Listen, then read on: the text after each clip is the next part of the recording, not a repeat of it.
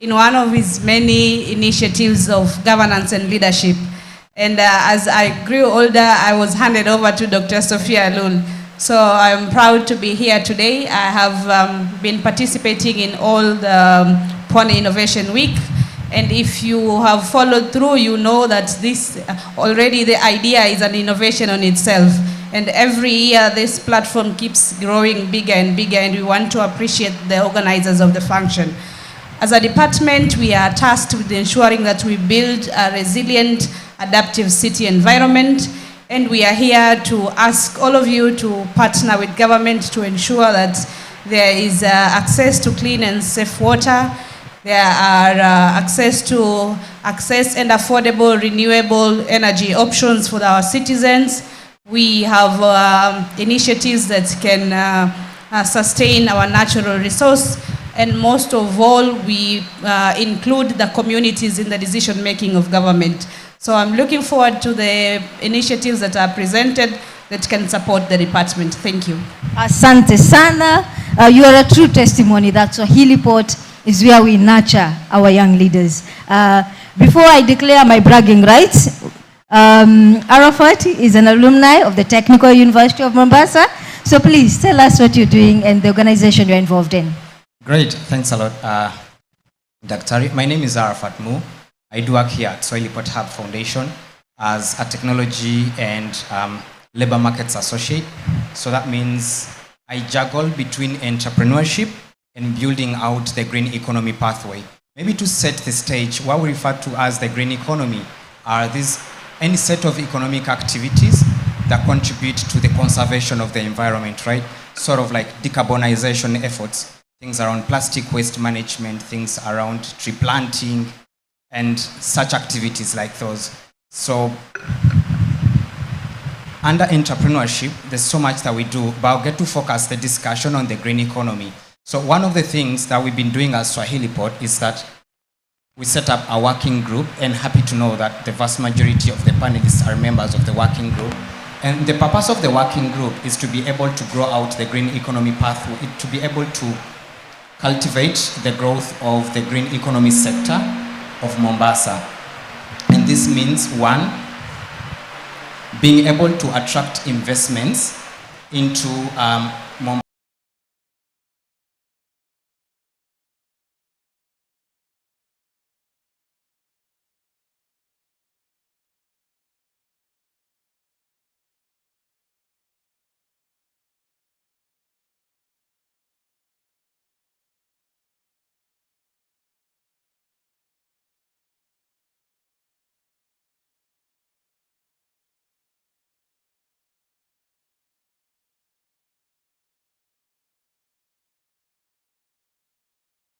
Right now is climate change, and recently we had the Africa Climate Summit, and one of the most recurring requests from youths as well as organizations was the need for climate finance. So there's a lot of financing, a lot of funding that is coming into the green economy, into the circular economy, to be able to mitigate and adapt to climate change.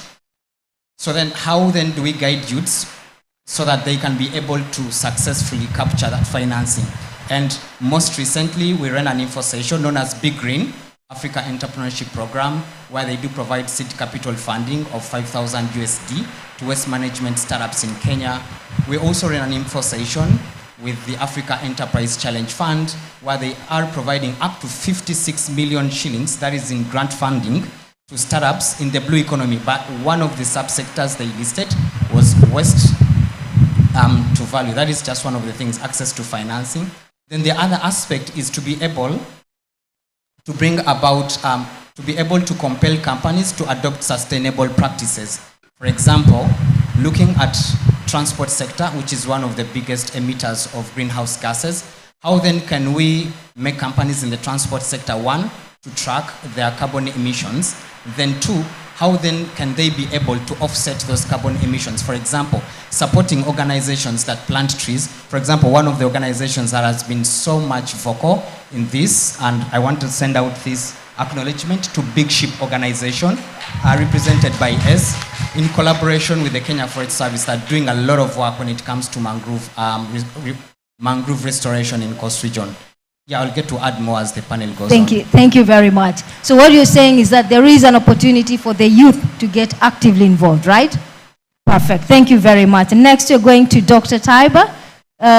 She's an indication that hata ukiwa daktari unaweza kuwa entrepreneur, si ndio? All right, take it on. Thank you, thank you. Good afternoon. So my name is Dr. Tayba Hatimy. I am a dentist and social entrepreneur and the co-founder and executive director of Baus Taka Enterprise. Baus Taka Enterprise is a tech-enabled waste management enterprise that is based in Mombasa. We address the waste mismanagement challenge with a particular focus on plastic waste through leveraging on technology, which is the Baus Taka app. We have two main features on the app, and one is streamlining of the waste from source all the way to recycling centers. And the second one is plastic waste segregation at source and plastic trading. At Baus Taka, we are at the forefront enhancing zero waste communities through the promotion of circular economy principles and creating green job opportunities for youth and women in vulnerable communities. Thank you so much for having me here. It's such an honor. Asante sana. Next, you're going to have Evance Abok. Yes, karibu. Good afternoon, everyone. Okay, as been rightfully mentioned, my name is Evance Abok, and I'm currently a project manager at Takataka Nimali. Takataka Nimali is an organization that is devoted to inspiring circularity and green economy by focusing on sustainable waste management. So our work is to coordinate the entire ecosystem. And if you take a look at the shirt I'm currently wearing, it's written Ecoloop, which is one of the solutions we provide to help inspire circularity as well as sustainable waste management. We do this through four main ways. One, we do capacity building to strengthen institutions and corporations as well as community-based organizations so that they can create more value from waste management ventures. Two, we have developed digital platforms that ensure end-to-end solutions in the waste management value chain. And the role of this digital platform is actually to link the different stakeholders in the waste management sectors so that they can create synergies which would enable them to gain more value from the waste management venture. Three, we deliberately inspire and create collaborations or establish collaborations among different stakeholders in the waste management value chain across private and public sectors. And we believe that by doing this, we are then able to create mutual relationships that would help these stakeholders to leverage on the core competencies of their partners to achieve even better results in the waste management sector. And finally, we do what we call brand positioning. You know, we have platforms that bring on board institutions or individuals or organizations that demonstrate exceptional performance in sustainability and waste management. And by this, we sort of expose them to potential investors, potential collaborators, just to ensure that we are able to concretize the waste management ecosystem, which actually is an important foundation of a green economy that forms the basis for our discussion today. Because we realize that, okay, in Kenya currently we are actively pursuing manufacturing, you know, to increase our balance of trade so that we can export more and to create more jobs so that we can reduce our over-reliance on imports. But at the same time, this same life that we would like to build up, that we would like to civilize, could actually be negatively impacted by unsustainable waste management practices. Right now, if you look at the common practice is burning of waste or dumping it along the curbside or along the roads or taking it to the dump sites. But remember that land is one of the finite resources that the growing or the burgeoning human population is increasing to put pressure on. So our work actually diverting waste from the dump sites and ensuring that it can be recovered in what the law has provided for the new Sustainable Waste Management Act, which came into effect in July last year, provides for the provision of material recovery facilities. So we are looking forward to even collaborating more with partners, both in private sector as well as in public sector, to be able to make this a reality, to be able to facilitate actually the implementation of Sustainable Waste Management Act of 2022, as well as the associated extended producer responsibility. So I look forward to a very fruitful discussion, and I hope to share my insights as well as learn from the diverse expertise that is presented here. Finally, by profession, I'm a trained environmental scientist, so when I hear of a topic of green economy, I sort of get intrigued because I know this is something I care much about. I'm an environmental technologist, I'm an environmental scientist, and I'm a sustainability specialist. So thank you very much. I think this sort of fits well in what we do at Takataka Nimali, as well as my profession. Thank you very much for those. I'm told that our online speaker has connected. Technical team, please confirm for us. I'm told that Jonty Slater is online. Kindly confirm. As you wait for that confirmation, let us have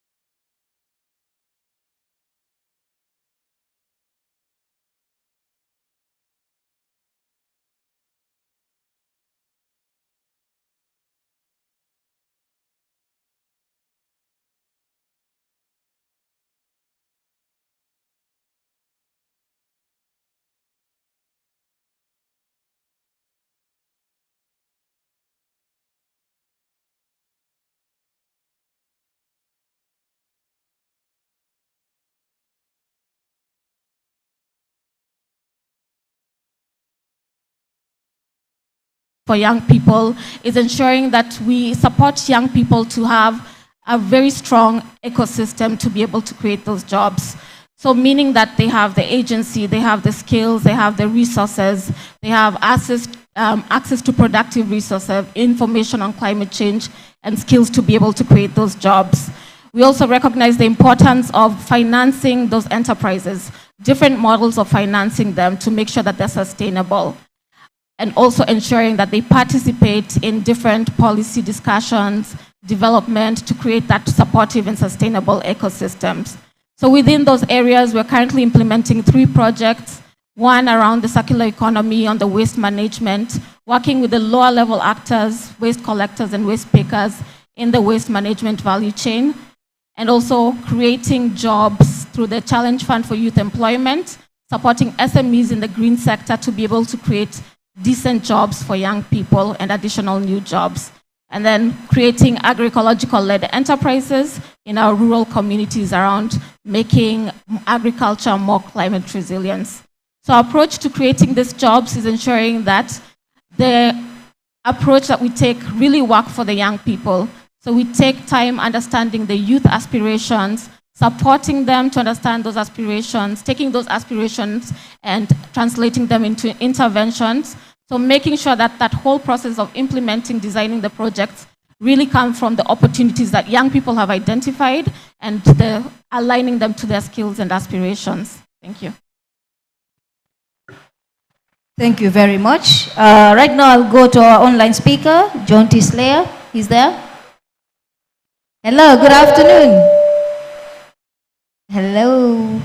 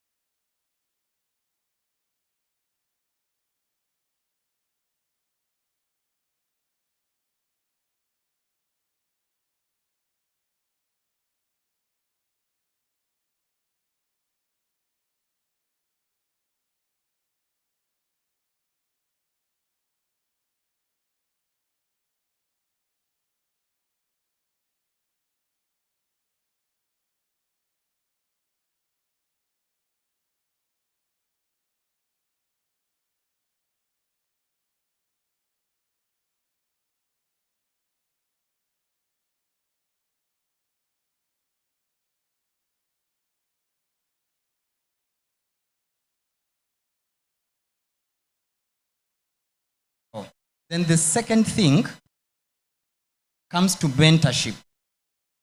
Different innovators, different entrepreneurs working on different solutions. We do not have all the capacity. Out of the, for example, I'll get to mention one of the teams that won Mombasa Plastics Prize.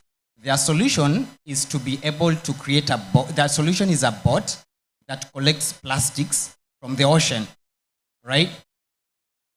So at Heliport, we do not have the engineering capacity to design that bot. One thing that we have are the networks.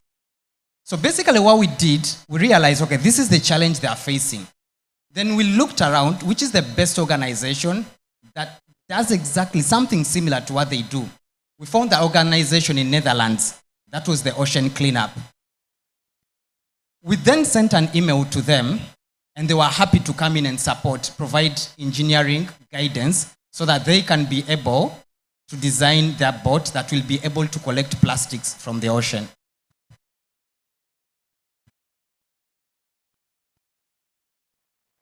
Thank you very much. So basically, it doesn't matter whether they know, but the issue is they can be mentored. All right? They can be mentored. Perfect. I'm going to the guys who are already in the industry. You come in as non-government players. All right? So from your point of view, I want to ask, what role do you think you can play in terms of enhancing the coastal green economy initiatives? I think the role that we can play as non-governmental organizations is investing more. Like Arafat has said, it takes a lot of time to invest in young entrepreneurs. So making sure that that pathway is solid. So we're looking at the capacity. You have opportunities and platform for them to continuously access mentorship and support. And also bridging the gap, creating platforms where they can engage with other stakeholders. So if they're having challenges with licensing, who can they talk to? When we're talking about how do we make those jobs, not just create the jobs, but how do we make them decent? How do we make sure that they earn income for them? How can we engage other stakeholders who'd input or provide input in those policies to be able to make the jobs decent for them? And also in terms of access to financing, we can look at different models of financing, support structures, innovation that creates financing models that work best for different levels of entrepreneurs, creating resources, information, and knowledges that different entrepreneurs can access, those who are at the very beginning with low capacity, low levels. But I also think NGOs play a big sector in the inclusion. So not just talking about inclusion, but making sure that the practical evidence around inclusion are embedded in enterprise development for young people in the green sector. So if we look at those who are marginalized, when we talk about young people in the waste value chain, the challenges that they face, how do we address them? When we talk about gender issues, how are we intersecting those challenges and making them recognizable as well?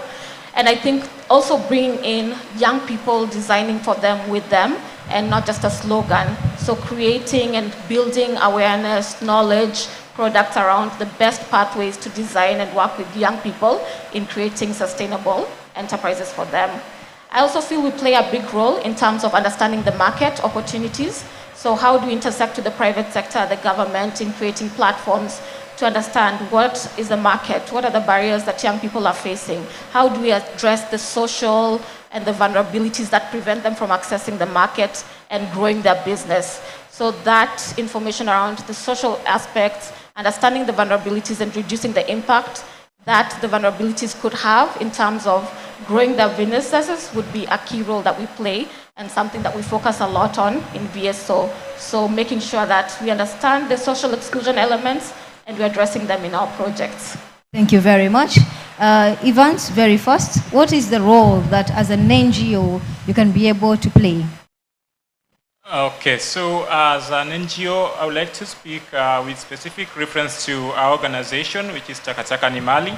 I feel that we could come in through our core competencies, which are, as earlier mentioned, capacity building and sort of looping these innovators or young people who are in this green economy sector into the wide network that we already have, so that they could have access to the market, they could have access to mentorship programs, and they could actually build their capacity to sort of have incremental value from what they do on a day-to-day basis. So in our case, I think through our capacity building programs, we enable these individuals to improve their capabilities of effectively managing even the little that they could get from the ventures they are engaging in, because we believe that if you cannot manage the little that you have, or if you do not have sufficient resources in terms of informational or educational resources to help you save, to help you establish networks with potential markets, then it becomes a little bit difficult to actually get additional value from what you're doing to prosper or to move forward in what you're doing. Additionally, I've mentioned the looping in these individuals into our network. We have a wide network, so we could look at an example of a young person engaged in waste aggregation, whose potential client would be a recycler. Then you have a type of waste which you feel you don't have a market for. You could approach us and ask us if we could have within our network a recycler who could have taken your type of recyclables. And I feel that by doing this, we could actually expand the market, which usually is a major problem, alongside funding opportunities. So I feel this is where we really come in strongly and support green economy at the coast. Thank you very much. I'll go to Jonty, who is online. Jonty, you're online?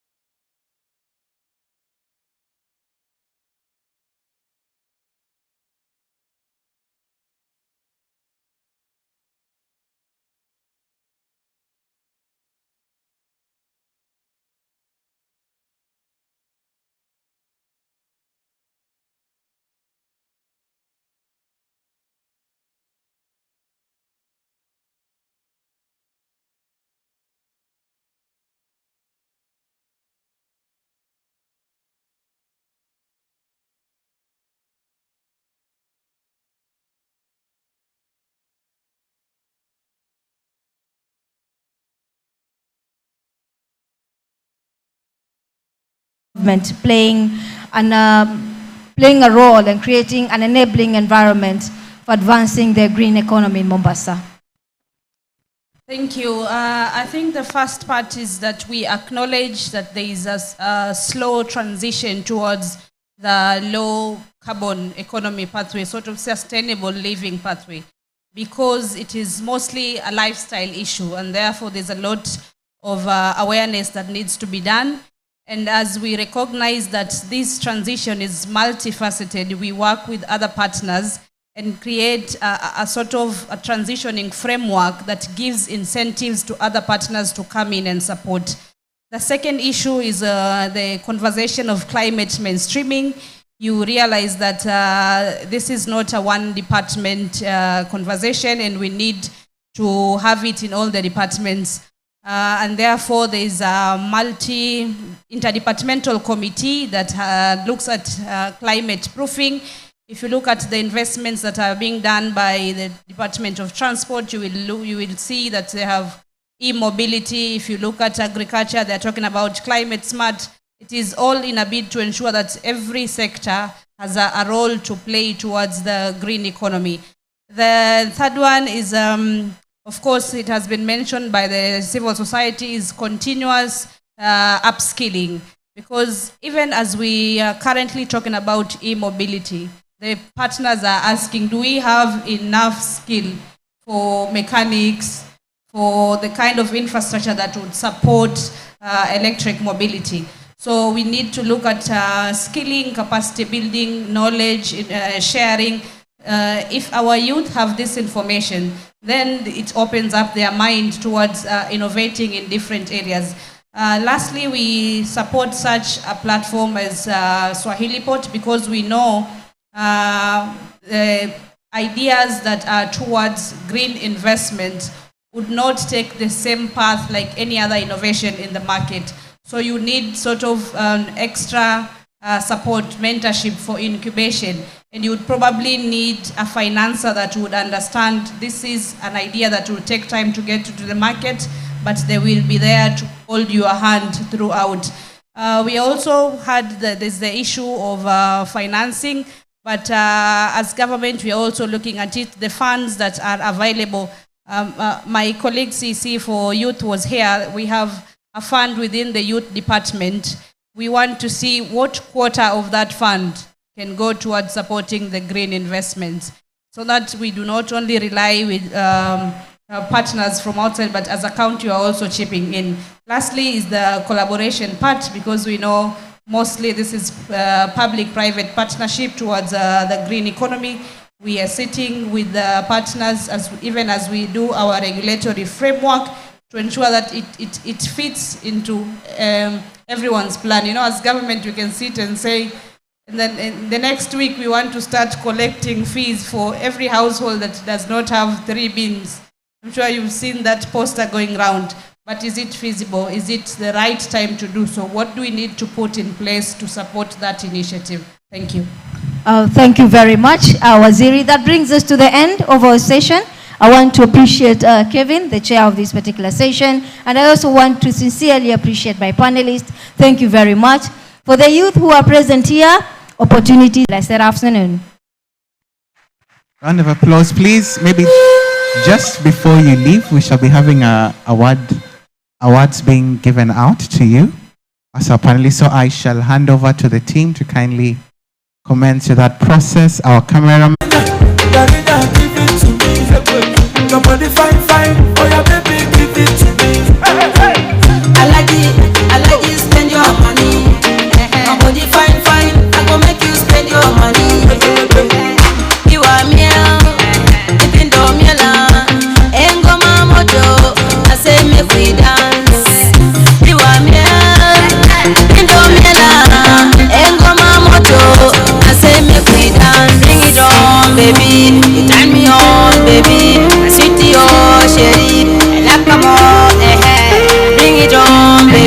you very much to our panelists. There's also one gentleman that we had forgotten to award as well. Oh, we can have a group photo. So, sorry, could we kindly have the panelists come back so that we can have one quick, brief group photo plus our moderator. Okay, yes.